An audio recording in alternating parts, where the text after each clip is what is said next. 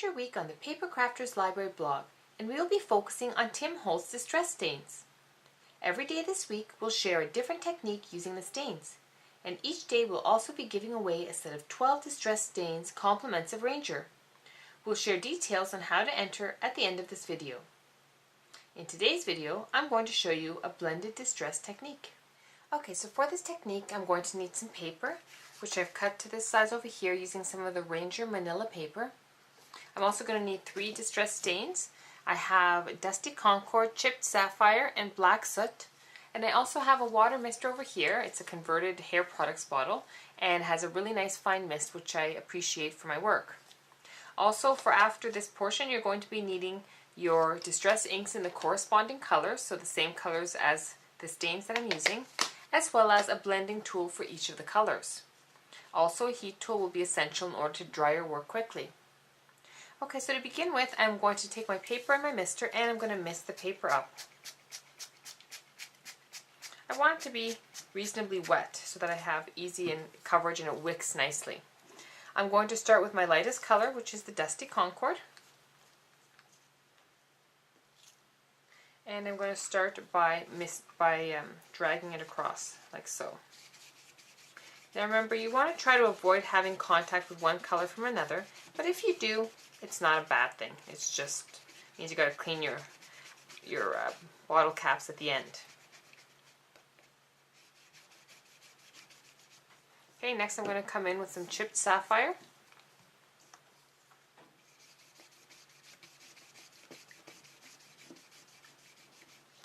And last, some Black Soot.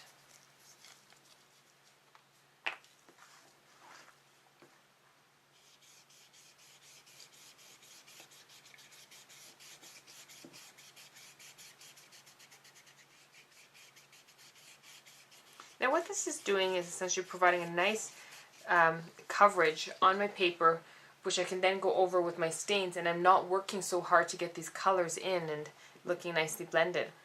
Okay, I'm going to use a little bit more water over here just to dampen that up, and add a little touch more of my Dusty Concord. Also, what this is doing is it's going to be adding some nice extra water there. And it's going to help blend the edges together. A little bit more of the sapphire. Squeezing to just release a little more color.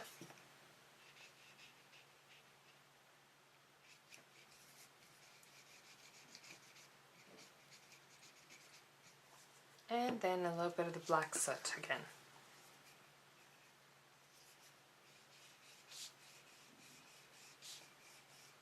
Okay, so I really want most of the work done for me before I come in with my inks. Okay, and give it one more spritz just to blend those edges together a little.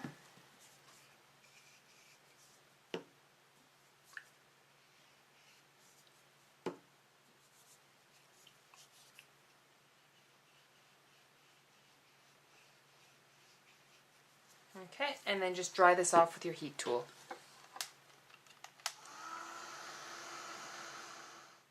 Okay, so now that that is all dried, I'm going to start taking my inks and blending it upwards.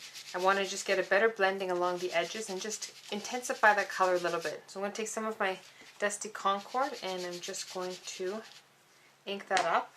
I'm going to move on to a little bit of the Chipped Sapphire and intensify that.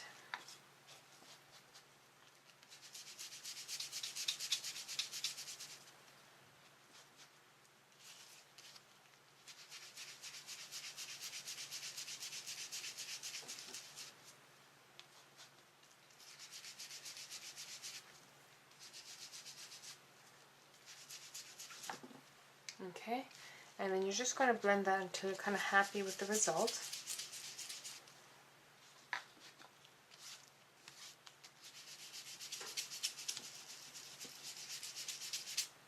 And then you're going to grab some of your Black Soot.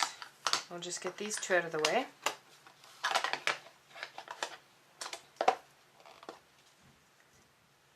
And then we're going to blend some of that Black Soot into the other two colors. Okay, so I'm just bringing that down so it's kind of a little bit more of a homogeneous mixture. Okay, so you can see here I have a nice kind of colored background. It gives it a bit more of a blended look. It intensifies the colors in a way I wouldn't just be able to get with inks. And in that way it's handy as a base for starting some work on top of. Okay, so here's an example of a card that uses this blended distress technique for the background. I've also used the ghosted distress embossing technique on top of this background, and the light bulb uses wrinkle-free distress technique. We have a free video on this ghosted distress embossing technique and the wrinkle-free distress technique available at the Paper Crafters Library. The video tutorial on how to create this card from start to finish is available for our members on PCL. To enter to win this set of 12 distress stains, visit the Paper Crafters Library blog and leave a comment in the post you see here. If you are watching this video from somewhere other than our blog, you'll find a direct link to this post in the video description section. While you're there, we invite you to check out the benefits of becoming a Paper Crafter Library member by clicking on the Benefits of Membership link at the top of our blog. All 5 winners will be announced on Monday, April 16th. I hope you enjoyed today's video, and if you haven't already, be sure to check out some of our other great technique videos using distress stains.